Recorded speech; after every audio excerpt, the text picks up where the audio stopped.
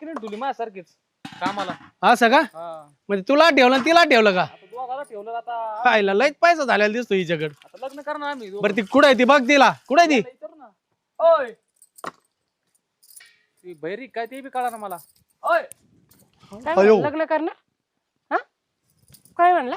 अय पारे हा माझा नवरा आहे समोर, माझ्या नवरा दिसत नाही का एवढा मोठा मला?